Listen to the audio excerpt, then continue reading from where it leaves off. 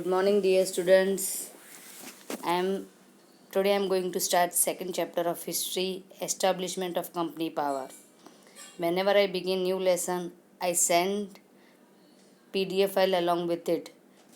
This is because that you can read the chapter. So whenever I explain you have to open this PDF file and read the chapter. Today, before starting the chapter, I will first explain you the key terms. So we are on the last page of the chapter. Key term: mercantilism, a system through which country tries to increase its wealth through trade with other countries, characterized by export being more than import. मर्केंटाइलिज्म क्या है? एक scheme है country की जो उसकी wealth increase करती है. Wealth कैसे इंक्रीज होगी? जब एक्सपोर्ट ज़्यादा होंगे और इम्पोर्ट कम होंगे. Because if we export we get foreign currencies and if we do import we have to pay the money which will decrease the foreign currency. Balance of trade, difference between export and import. Export और import के बीच में जो difference होता है उसको कहते हैं balance of trade. Charter, a contract stating the right of country's people or a group of people.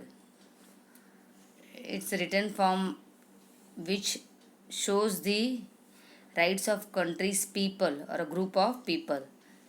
ये कॉन्ट्रैक्ट है जो दिखाता है कि कुछ पीपल का या उसके ग्रुप के क्या क्या राइट्स है.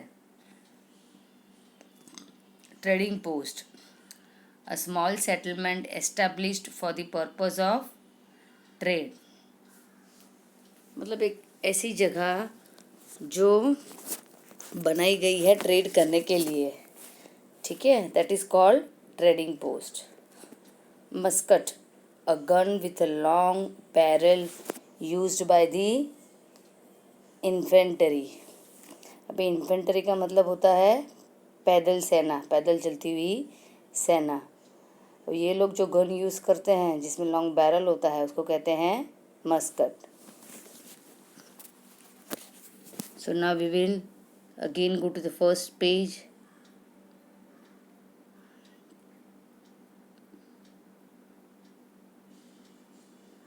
मर्केंटाइलिज्म एंड ट्रेड वॉर्स. अभी मैंने आपको मर्केंटाइलिज्म का मतलब समझाया. The concept of mercantilism developed in Europe during the 16th century. The philosophy of mercantilism believed in reducing import while simultaneously increasing export. This economic setup was basically supported by the government through various policies and trade regulation. The mercantile system that dominated Western Europe during the 16th century to the late 18th century aimed to achieve a favorable balance of trade, which should not only be profitable but also guarantee domestic employment. जैसे हमने बोला कि country की development तब होगी जब export ज़्यादा होगा और इम्पोर्ट कम होगा. ठीक है, तो ऐसी इकोनॉमी गवर्नमेंट सेट करना चाहता था जो उसमें पॉलिसीज़ ऐसी इंक्लूड करे जिससे कि कंट्री का फ़ायदा हो.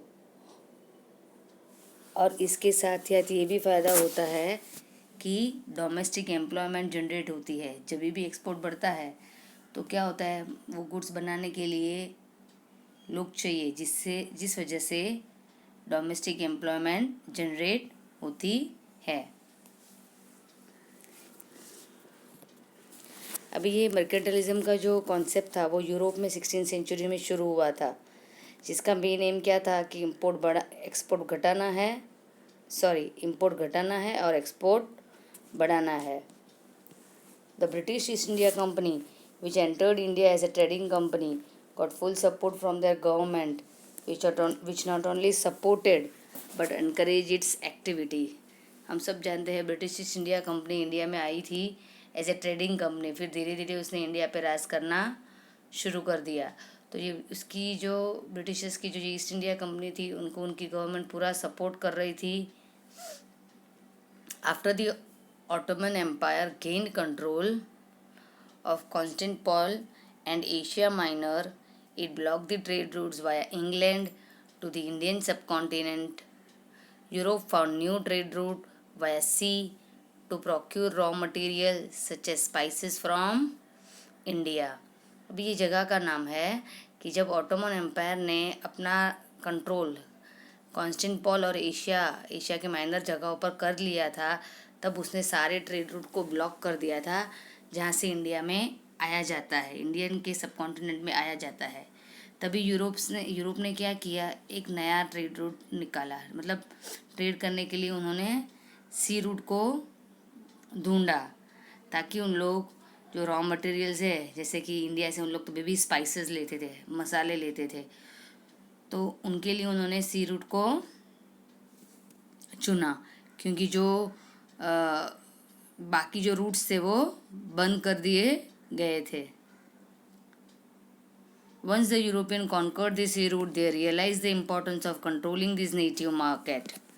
Thus began the practice of setting up trading posts in this native market. जब उन्होंने यूरोपियन कंट्रीज ने सी ट्रेड रूट को अपना लिया था, तब उन्होंने क्या किया था, फिर धीरे धीरे इंडिया में ट्रेडिंग पोस्ट बनानी शुरू कर दी थी, क्योंकि इंडिया बहुत ही बड़ा मार्केट था। आज भी इंडिया का मार्केट बड़ा है बाकी सारे कंट्रीज़ के लिए, वैसे ही तब भी इंडिया का मार्केट बहुत ही बड़ा था।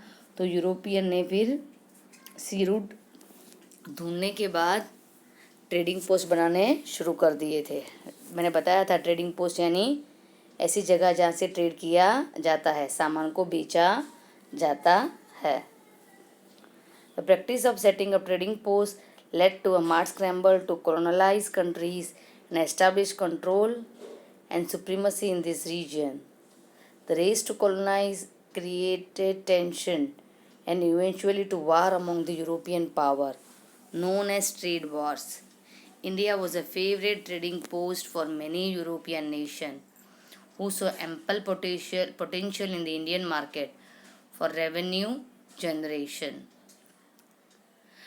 अभी जैसे जी मैंने बताया कि ट्रेडिंग पोस्ट इंडिया में बननी शुरू हो गई थी एक बार सी रूट डिस्कवर हुआ, तो अभी बहुत सारे यूरोपियन कंट्रीज़ थे जो इंडिया में ट्रेडिंग पोस्ट बना रहे थे, क्योंकि वो जानते थे कि इंडिया की मार्केट बहुत बड़ी है, उनका सामान यहाँ बहुत बेचा जाएगा।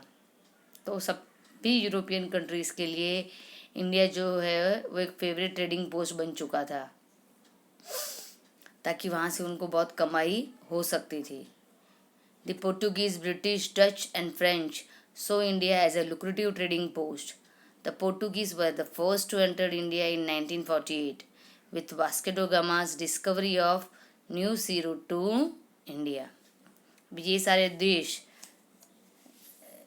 देश ने इंडिया की मार्केट को बहुत बड़ा जाना था, समझा था ट्रेडिंग करने के लिए, ठीक है।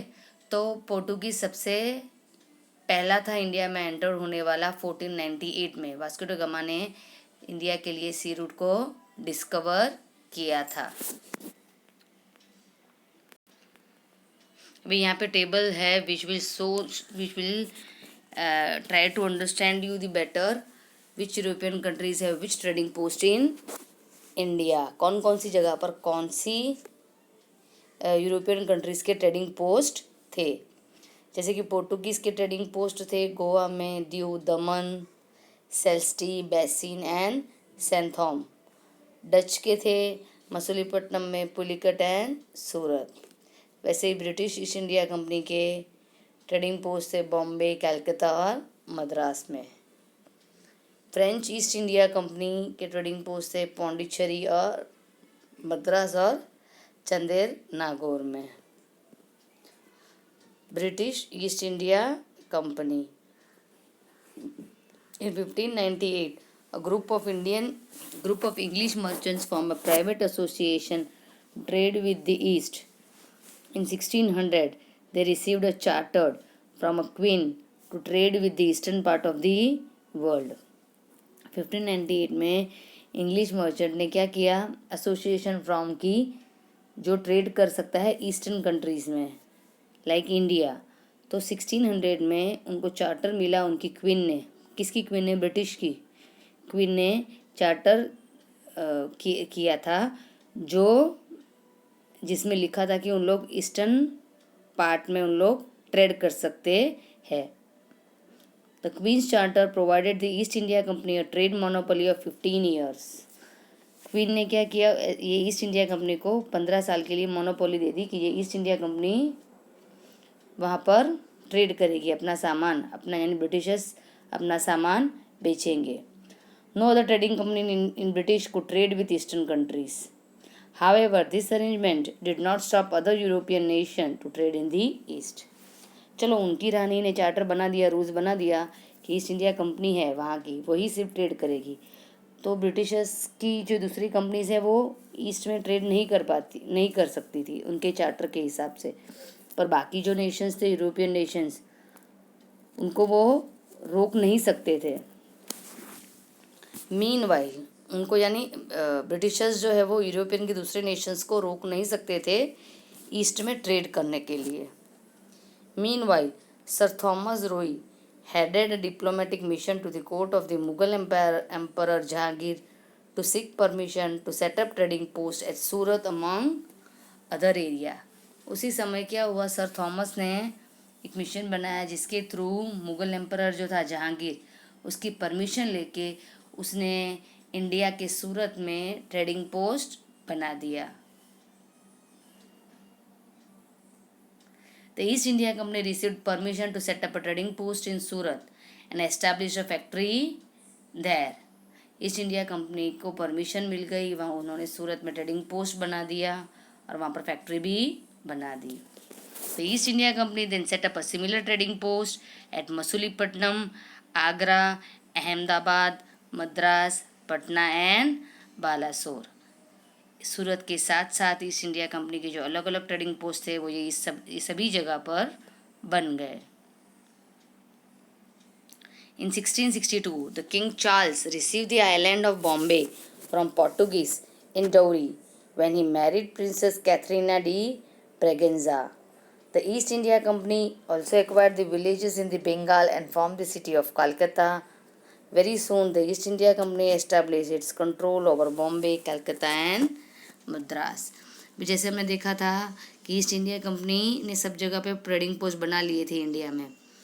इन द ईयर 1662 में किंग चार्ल्स ने इंडिया का जो आइलैंड था वो भी डॉवरी में ले लिया पोर्टुगीज से। पोर्टुगीज की प्रिंसेस जो थी कैथरीना, उसकी शादी किंग चार्ल्स से हो गई, जिसके अंतर्गत डॉवरी में उसको बॉम्बे जगह मिल गई। इसके साथ साथ ही ईस्ट इंडिया कंपनी ने बंगाल, फिर कोलकाता है, उस सब पर भी कब्जा जमा लिया था, बॉम्बे, कलकत्ता और मद्रास पर।